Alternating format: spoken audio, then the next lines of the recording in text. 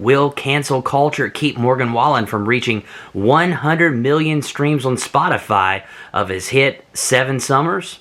No. Will cancel culture keep Morgan Wallen from reaching 300 million streams on Spotify of his song Whiskey Glasses? No. Will cancel culture slow down Morgan Wallen's music? No. In fact, Morgan Wallen just set the record for having his double album Dangerous reach number 1 on the Billboard 200 charts for 7 consecutive weeks, making it the longest duration that any country album has been number 1 on the Billboard 200 charts in the 64-year history of the chart's existence. In this episode, we will look at Morgan Wallen's rise to stardom. But first, if you're new to this channel and not already subscribed, please take a moment to hit the subscribe button below as well as the notification bell so that you can keep up with the latest music news in country today.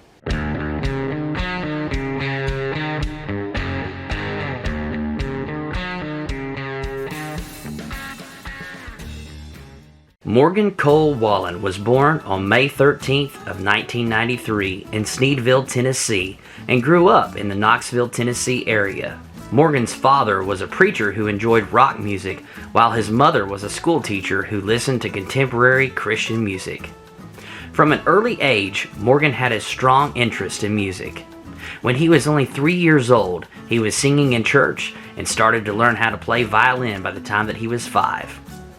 Later on, he would learn to play the guitar and piano, but baseball would become his passion in high school.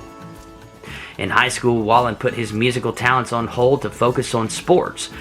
Wallen played shortstop as well as pitcher at Gibbs High School in Corryton, Tennessee, which is the same high school that Kenny Chesney attended. He helped to lead his team to a state championship in baseball, and his baseball talent led him to a college scholarship. But an elbow injury during his senior year would end his baseball career and shifted his focus back to music. In 2014, Wallen would compete in Season 6 of The Voice.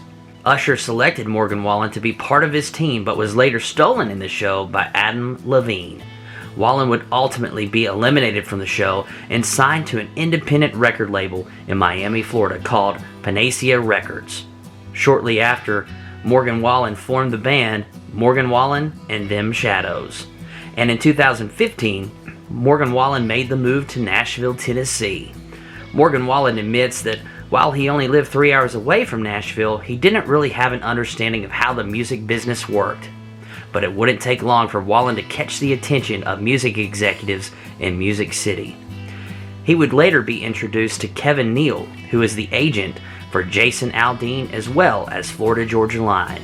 After hearing Wallen, Neal signed him on the spot for a record deal with Big Loud Records.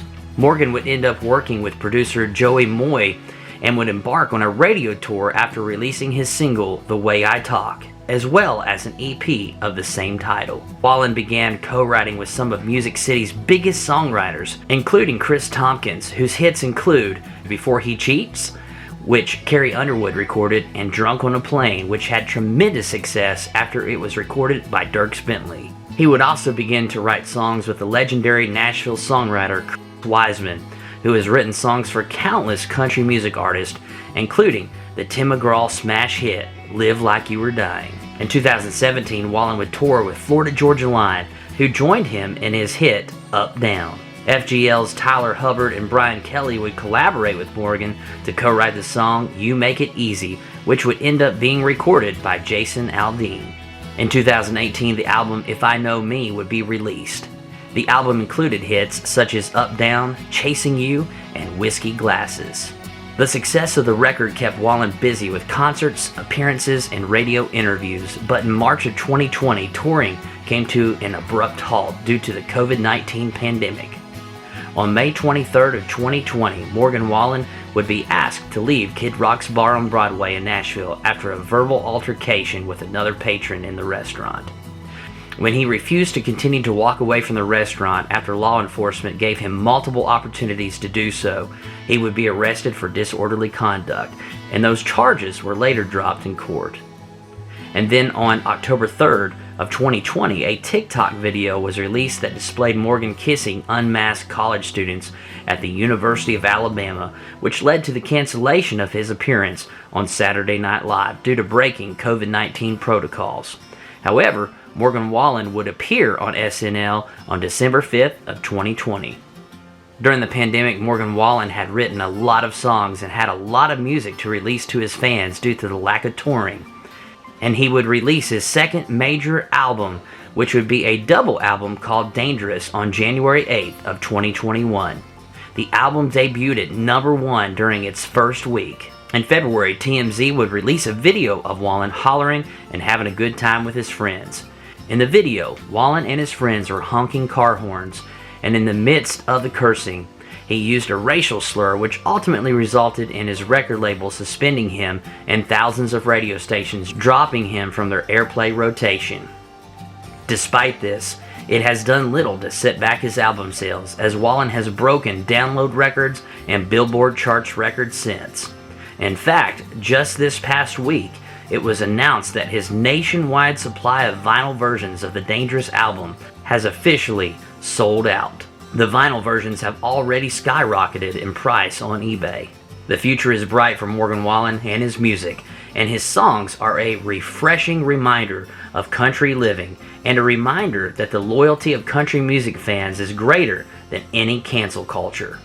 Spotify has already started to reinstate his music, and an independent station in Knoxville has already started bringing back his music to their airplay rotation, as the fans have spoken.